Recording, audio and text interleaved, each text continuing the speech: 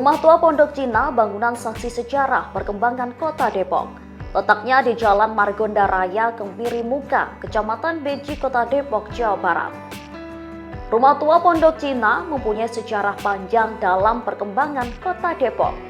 Pembangunan rumah tua Pondok Cina bermula saat pria asal Belanda, Cornelis Kastelein, membeli lahan seluas 12,44 km persegi pada 18 Mei 1696.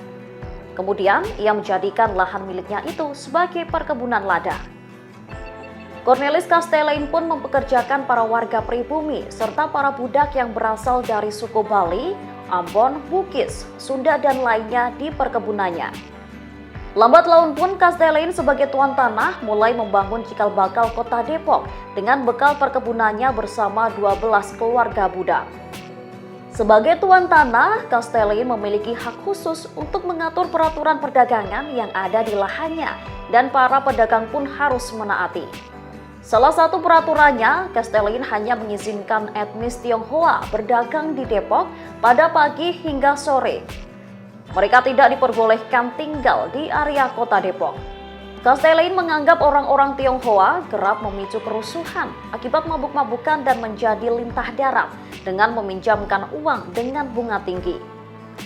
Larangan ini pun membuat para pedagang tersebut kebingungan mengingat untuk kembali ke Batavia membutuhkan waktu sekira 8 jam.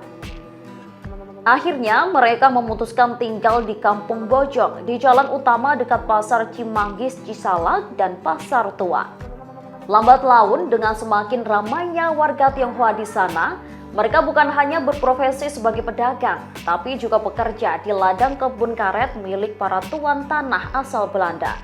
Perlahan permukiman di Kampung Bojong pun semakin ramai, dihuni oleh para warga Tionghoa, dan hal inilah yang memicu munculnya nama Pondok Cina. Selain dihuni oleh warga etnis Tionghoa, kawasan Pondok Cina yang menjadi ramai karena ada jalan utama yang menghubungkan Batavia, Depok, Buitenzorg, juga dihuni oleh orang-orang Belanda yang salah satunya merupakan seorang arsitek.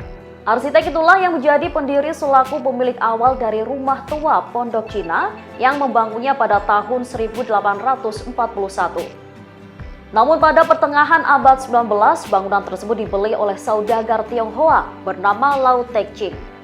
Kemudian bangunan tersebut diwariskan oleh Lau Tek-ching kepada putranya, yakni Lau Cheng-siang yang saat itu menjabat sebagai kapitan Cina.